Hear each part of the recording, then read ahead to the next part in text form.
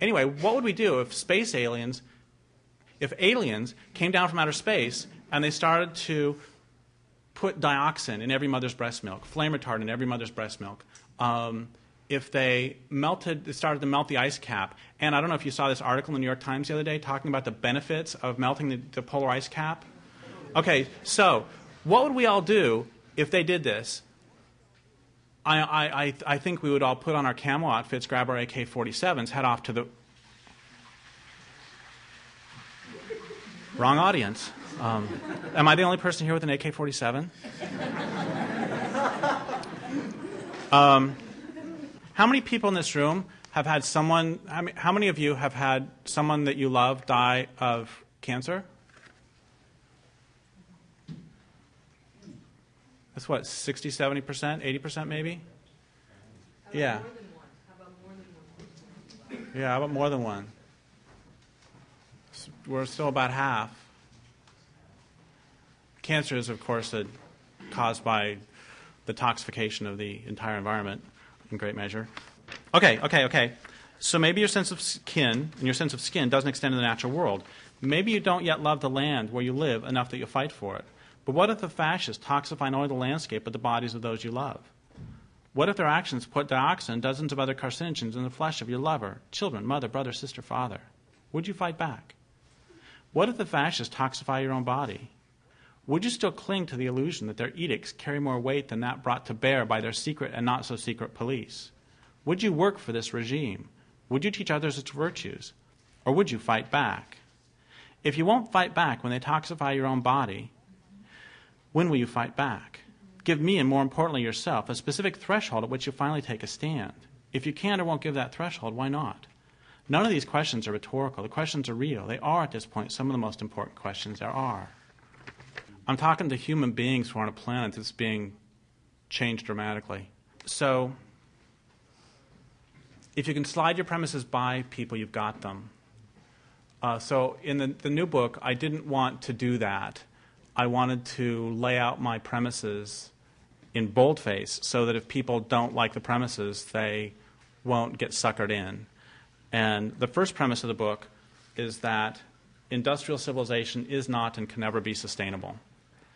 And a few years ago, and that should be pretty obvious, I'm embarrassed even to have to say it. A few years ago, I was riding a car with a friend of mine, and we got George Draffin, with whom I've written a few books, and we got stuck in traffic, and I'm just making conversation. I say, so George, if you could live at any level of technology that you wanted, what would it be? And George can be kind of a curmudgeon, and that day he was in a very curmudgeonly mood and said, Derrick, that's a really stupid question. We can fantasize whatever we want, but the truth is there's only one level of technology that's sustainable, and that's the Stone Age. And we will be there again someday, and the only question will be what's left of the world when we get there. It doesn't take a rocket scientist to figure out that any way of living based on the use of non-renewable resources isn't sustainable. When you run out, they're gone. Or any way of living based on the hyper-exploitation of renewable resources. If there are fewer salmon return every year, eventually you run out. And it doesn't take, it takes anybody but a rocket scientist, like I said, to figure out any of this stuff. I mean, it doesn't take a genius to figure out that you can't survive using more energy than comes in from the sun every year. And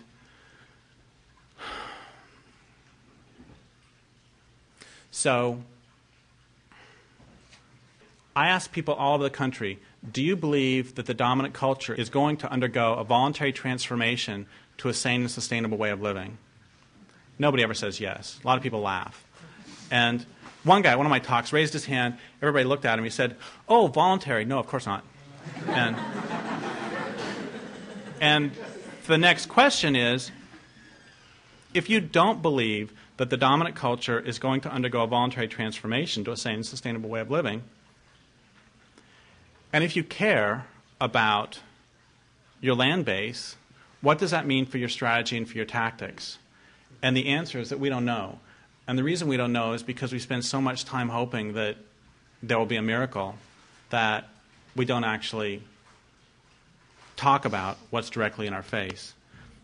Okay, industrial civilization is not and can never be sustainable. Okay, it's really great, Derrick, that you love to bash civilization, but Can you define it, please? And I figure when I did this book, I've been bashing civilization for about 10 years, so I probably better finally go ahead and do that. And I've defined civilization as a way of life characterized by the growth of cities. And that's defensible both linguistically. Civilization comes from the root civitatis, which means city. And that's true.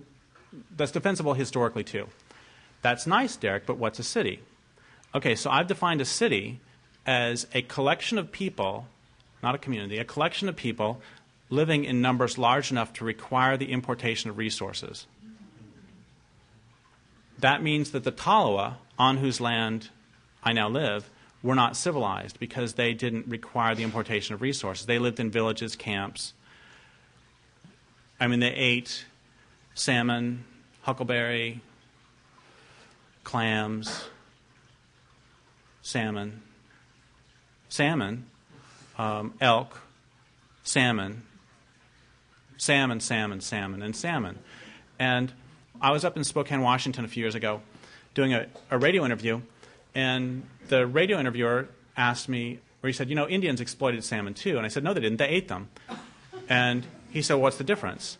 And I said, well, they gave them respect for the spirit in exchange for the flesh. I knew that was kind of bullshit, but I'm a male, so I had to give an answer. And that afternoon, I went out and I sat next to this tree. And that answer is true so far as it goes, but there's more to it. I knew that.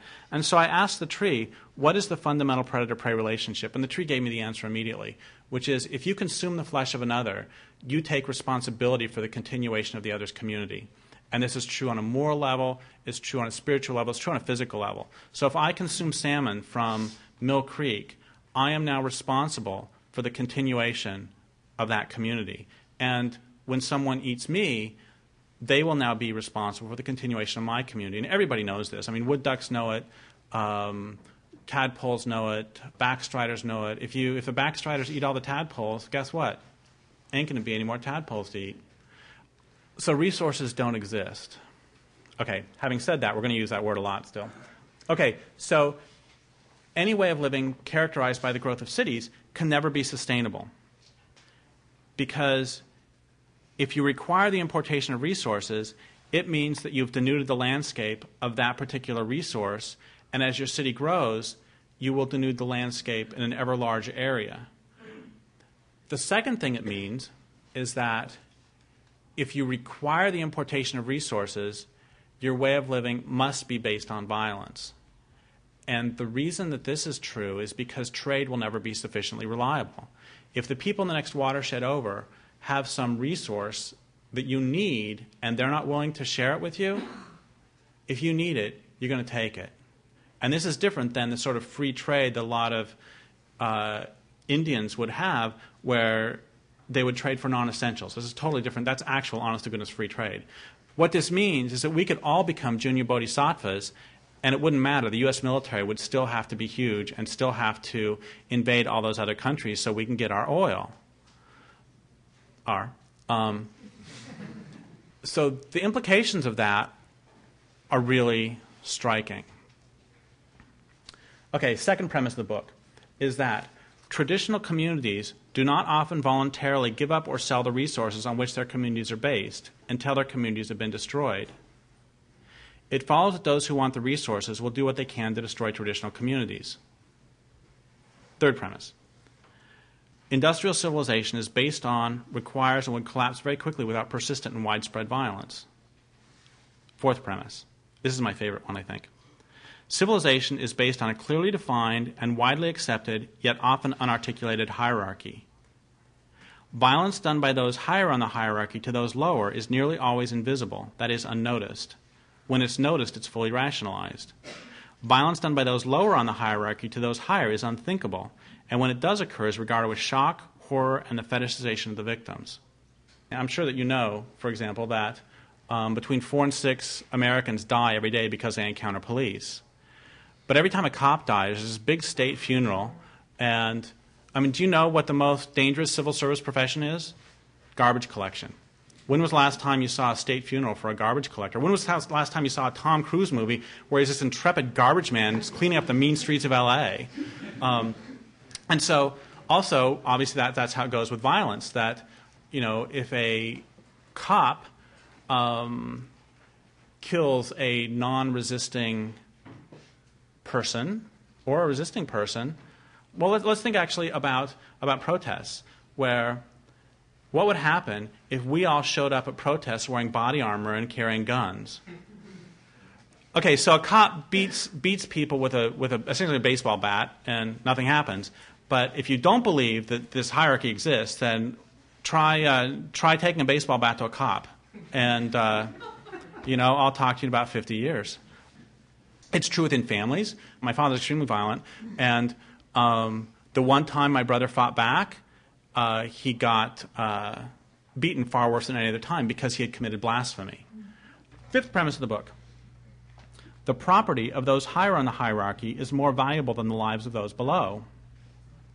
It is acceptable for those above to increase the amount of property they control, in everyday language to make money, by destroying or taking the lives of those below. This is called production. If those below damage the property of those above may kill or otherwise destroy the lives of those below. This is called justice. Sixth premise. Civilization isn't redeemable. This culture will not undergo any sort of voluntary transformation to a sane and sustainable way of living. If we don't put a halt to it, civilization will continue to immiserate the vast majority of humans and to degrade the planet until it, civilization, and probably the planet, collapses. The effects of this degradation will continue to harm humans and non-humans for a very long time. Seventh premise. The longer we wait for civilization to crash, or the longer we wait before we ourselves bring it down, the messier will be the crash, and the worse things will be for those humans and non-humans who live during it and for those who come after. If somebody would have brought down civilization, whatever that means, 150 years ago, people on the eastern seaboard would still have passenger pigeons to eat. I mean, this is even ignoring passenger pigeons' existence, independent of calories. And I can guarantee that 50 years from now, there will be people sitting along the banks of the Columbia River. Well, they'll be glowing, for one thing. And they will be saying, I am starving to death because you didn't take out the dams that were killing the salmon. And the dams that were killing the salmon were there to provide electricity so that people could smelt aluminum, so that corporations could smelt aluminum for cheap beer cans. It's like, God damn you. Eighth premise of the book. The needs of the natural world are more important than the needs of the economic system. I'll say it again. It's pretty obvious. The needs of the natural world are more important than the needs of the economic system. Another way to put the eighth premise is, any economic or social system that doesn't benefit the natural communities on which it is based is unsustainable, immoral, and really stupid. Sustainability, morality, and intelligence, as well as justice, requires the dismantling of any such economic or social system, or at the very least disallowing it from damaging your land base.